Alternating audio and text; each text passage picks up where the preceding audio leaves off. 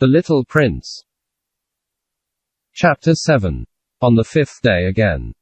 As always, it was thanks to the sheep the secret of the little prince's life was revealed to me. Abruptly.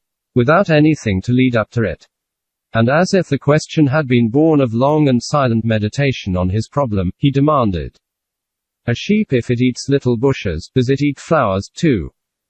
A sheep, I answered, eats anything it finds in its reach.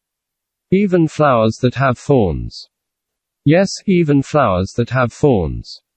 Then the thorns, what use are they? I did not know. At that moment I was very busy trying to unscrew a bolt that had got stuck in my engine. I was very much worried.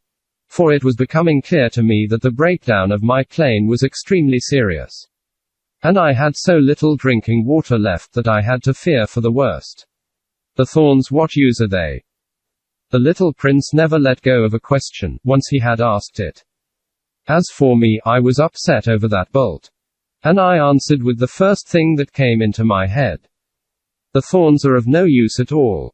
Flowers have thorns just for spite. Oh. There was a moment of complete silence. Then the little prince flashed back at me, with a kind of resentfulness. I don't believe you. Flowers are weak creatures. They are naive. They reassure themselves as best they can. They believe that their thorns are terrible weapons. I did not answer. At that instant I was saying to myself, if this bolt still won't turn, I am going to knock it out with the hammer. Again the little prince disturbed my thoughts. And you actually believe that the flowers? Oh, no. I cried. No, no, no. I don't believe anything. I answered you with the first thing that came into my head. Don't you see I am very busy with matters of consequence? He stared at me, thunderstruck. Matters of consequence. He looked at me there. With my hammer in my hand. My fingers black with engine grease. Bending down over an object which seemed to him extremely ugly. You talk just like the grown-ups. That made me a little ashamed. But he went on, relentlessly. You mix everything up together. You confuse everything. He was really very angry. He tossed his golden curls in the breeze. I know a planet where there is a certain red-faced gentleman. He has never smelled a flower. He has never looked at a star. He has never loved anyone. He has never done anything in his life but add up figures. And all day he says over and over, just like you. I am busy with matters of consequence. And that makes him swell up with pride. But he is not a man, he is a mushroom. A what? A mushroom. The little prince was now white with rage.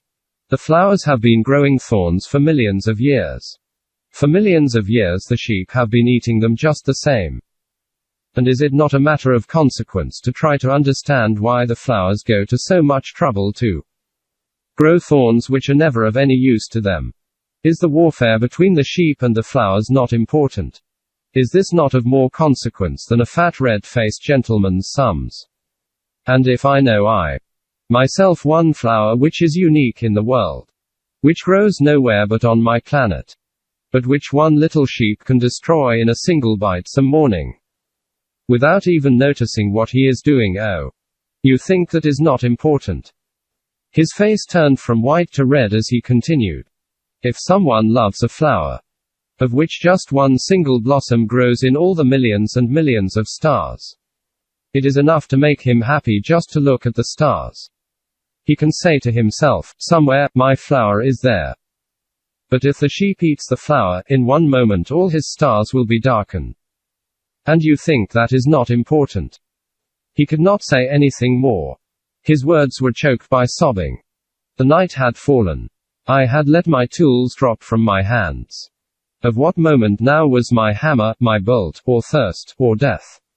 On one star, one planet, my planet, the Earth, there was a little prince to be comforted. I took him in my arms, and rocked him. I said to him, the flower that you love is not in danger. I will draw you a muzzle for your sheep. I will draw you a railing to put around your flower. I will. I did not know what to say to him. I felt awkward and blundering. I did not know how I could reach him. where I could overtake him and go on hand in hand with him once more. It is such a secret place, the land of tears.